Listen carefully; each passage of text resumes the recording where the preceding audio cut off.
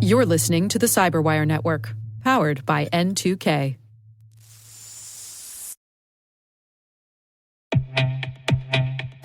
CrowdSec's CTI distributes IP reputation intelligence, allowing SOC teams and security analysts to obtain highly curated data on intrusion attempts, origins, and trends. Sourced from a large network of real users from all over the world, operating a large variety of services and apps, CrowdSec's CTI provides actionable data and clear insight into cyber threats, allowing for a faster response as well as resource development and allocation. Find out more at crowdsec.net.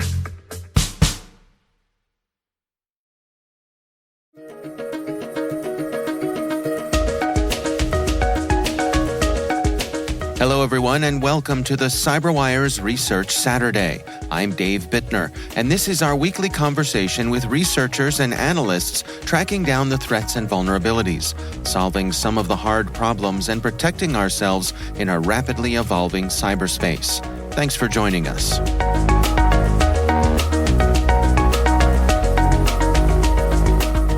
The original name of the file was just roof.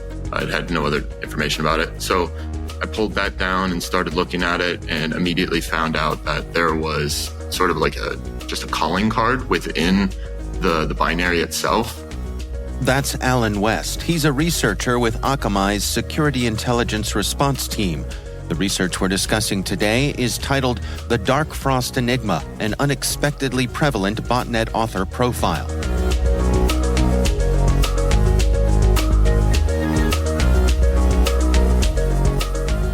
I could immediately tell that it was some sort of DDoS. We had originally thought it was some sort of variant of GAFGit.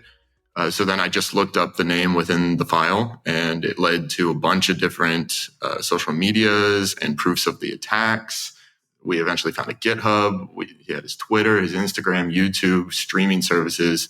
He even had like Urban Dictionary posts and just like he had rap music out there. It was crazy. So I just started pulling down as much as I could, and it started to paint a picture of somebody who just felt untouchable and was actually profiting from this service despite the lack of originality that I eventually found within the code. So before we dig into some of the details of our alleged perpetrator here, can you just give us a quick overview as to what exactly folks are offering botnets to do out there?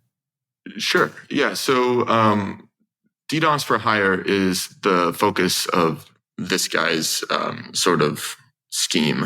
In the past, he had also done some, spamming services, just simple like text spamming. But so in this particular case, he was doing DDoS for hire. So people would essentially give him targets of, either companies or custom servers for games that they were for some reason angry at, or it was like a competitor. They wanted to take those offline for various purposes. And, he would train the botnets on them. And then, there's obviously other purposes for botnets that were outside of this one. So like this guy didn't do any sort of like crypto mining or, various purposes like that. But yeah, his main stick was DDoS for hire. I have to say, I'm going to quote from the research that you published here because I love the deadpan nature of this sentence. You write, "The fascinating story of the Dark Frost botnet introduces us to a perplexing threat actor whose success rate and originality level do not align." That's a great introduction to this character. Yeah, thank you. That was sort of the line that inspired the rest of it, essentially. It was just like, we're all sitting there like, how is this guy so successful? He has over 400 nodes in his botnet, and he's taking down all these different services online. We rarely get this good of a look into the sort of operations because he just offered it all up.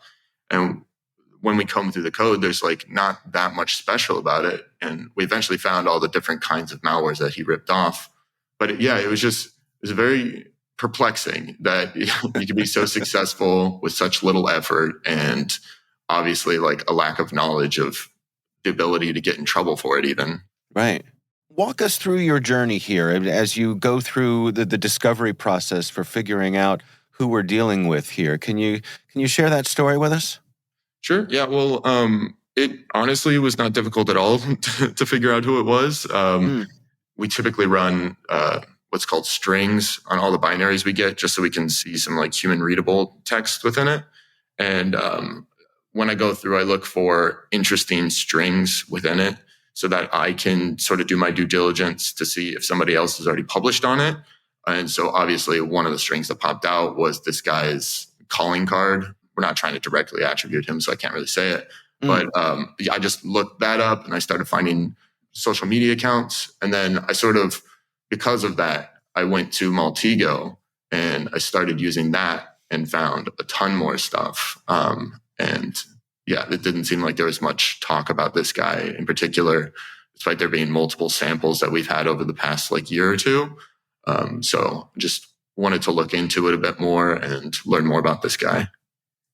And what did you learn? I learned that he's a young 20s, most likely from America guy, who claims to have a couple years of experience in like networking. And I learned that he has a couple different, friends within the hacker world, but he's been like somewhat unsuccessful in starting his own like hacking group around it.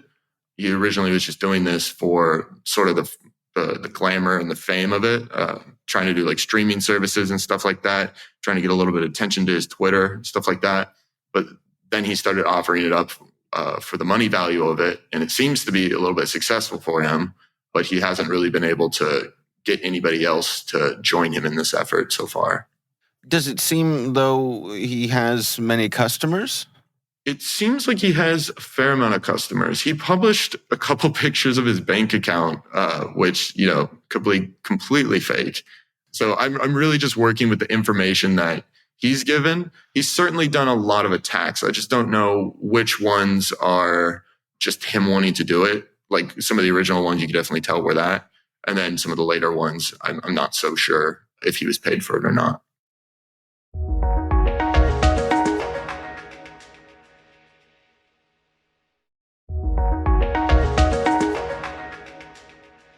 What are some of the technical details of the botnet that he's cobbled together here?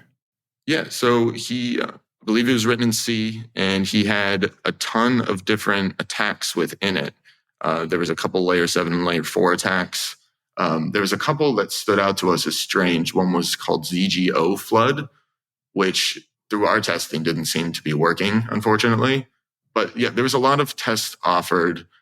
We chose to benchmark the UDP one because it was the most straightforward and reliably worked. And for that one in particular, he didn't even pad it with like random bits or anything. He just put the string U over and over, depending on the size that you put into it. That eventually actually slowed down the output because he had to generate all those U's for every packet that he sent out. And yeah, so not very mind-bending things. The only thing that really tripped us up in the investigation was that there was this part of it that was when we were trying to run it and like connect to our own C2 after we patched what was the C2 IP address within the code back to one that we owned. We were trying to send commands to ourselves, basically, to attack ourselves. And the one tricky thing was that when we connected to it, it would do all the checks. It would report back to the C2 what kind of device we had, what kind of sample, what kind of malware it was. But then it would theoretically just bail out. It would, kick back to the terminal and say, couldn't find a valid watchdog driver, bailing out. And so I got kind of stuck on that for a day or two. And I was just like, why is this happening? Like I installed watchdog drivers. Like I tried a bunch of different things. Then eventually we just sent the word ping to it through the open netcat listening, and it allowed us to send commands. So it spun up a process in the background just by telling us that it had bailed, and literally there was nothing to figure out. It was just start sending commands. So not dealing with a high level of sophistication here, is it fair to say? Exactly. Yeah. We didn't suspect there was much like high level of sophistication. I think the only part that he really wrote himself was the C2, and it's actually publicly offered on his GitHub. So, But the story was still interesting despite him being not that sophisticated, because it did show like you don't need to be that sophisticated to have a bunch of success here. And it sort of shines light on the fact that security companies and just companies in general need to like sort of reframe who they are protecting themselves against. It's really easy to be like, oh, I'm not a target of, a nation state actor. It's like, well, this guy is clearly not a nation state actor, but he can still do significant damage. So, yeah. And in terms of the code that he's using here, this is stuff borrowed from previous campaigns generally? Yeah. So we found them to be mostly Bashlight offshoots. And originally it came up as GAFGit, just mainly because of a couple strings that matched. But I had found a couple samples online of Qbot. It was like a DDoS specific Qbot. And when I'm talking about Qbot, I'm talking about not the Windows like Trojan. I'm talking about the Bashlight descendant, which is kind of confusing. But I had found a couple online, especially this one called Mortem. It was Mortem Qbot, which is apparently a ripoff of something called Batman. So it's all sort of convoluted, but that's what I had thought, because I saw a lot of similarities in the code and what I was seeing in the assembly. And then, didn't publish on that. But then later we found his GitHub, and it literally had that exact malware strain along with 5 others in one of his repositories. So yeah, it's a bunch of Qbot conglomerates with, I think, some ties to GAFGit as well. Does this person's bravado stand out? I mean, it strikes me that a lot of folks who are in this business do what they can to kind of fly over the radar, and this person is doing the opposite. Yeah, definitely. I think, especially with like younger people that are getting into the scene, they don't sort of understand the implications of what they're doing. Some of them don't even care if they get caught, and then others, like you said, try to hide what they're doing. This was a case that took it like a step further, because he was so confident in the fact that he used like a fake name and allegedly a fake social security number to register all this stuff, that he just made as many accounts as he could to try to get famous. And you can't be a criminal and be famous. And notorious, perhaps. Yeah, exactly. So you mentioned that we think that this person is from the United States. I mean, that's another interesting element to me, because typically I think of a lot of these operators are in a part of the world where they're out of reach of Western law enforcement. And I would imagine that this person could find themselves in peril just because, they're not in some country that doesn't have an extradition treaty with the U.S. Yeah, exactly. There's a lot of baffling parts about it like that, where it's just like, what is he thinking? Why would you make it this easy? But yet he's still active. So, that there's something to be said about that as well. What are your recommendations? I mean, you mentioned that people need to be aware that these sorts of operators are out there. The types of things that this person is up to, how difficult is it to respond to this sort of thing?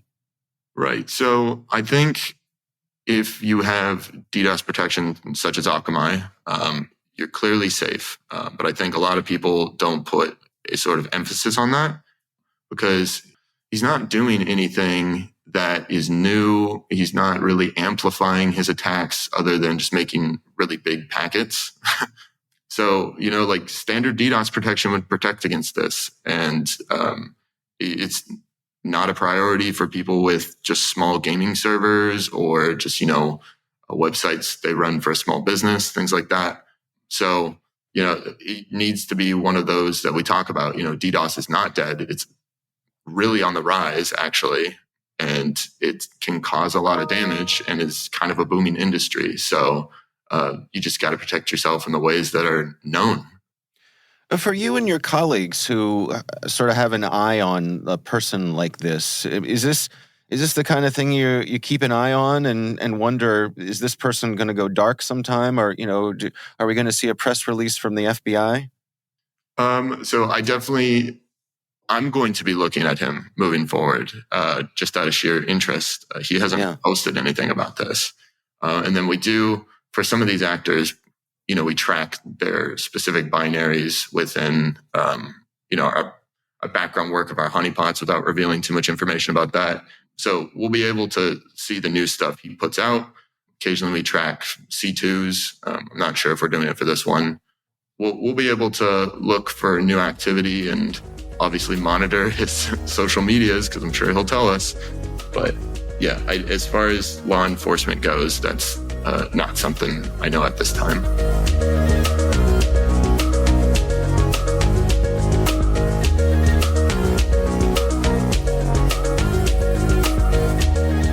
Our thanks to Alan West from Akamai for joining us.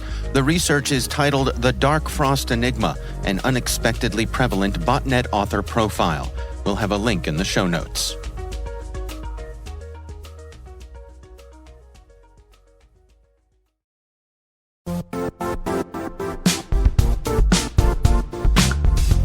Expel knows security isn't a checkbox. It should empower your business to minimize risk, identify and address threats, and grow. What's Expel's secret? It's technology and people working together to make security easy to understand, use, and continuously improve. Powered by their security operations platform, Expel offers managed detection and response, vulnerability prioritization, phishing, and threat hunting. It's security that makes sense. Learn more about Expel, hear what customers say about the visibility and fast outcomes they get, or request a free trial at expel.com/cyberwire.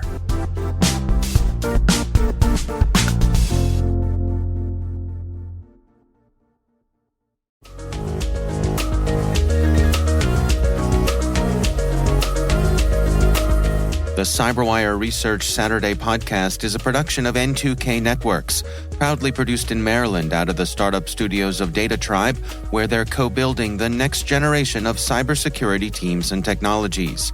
This episode was produced by Liz Irvin and senior producer Jennifer Iben. Our mixer is Elliot Peltzman, our executive editor is Peter Kilpie, and I'm Dave Bittner. Thanks for listening.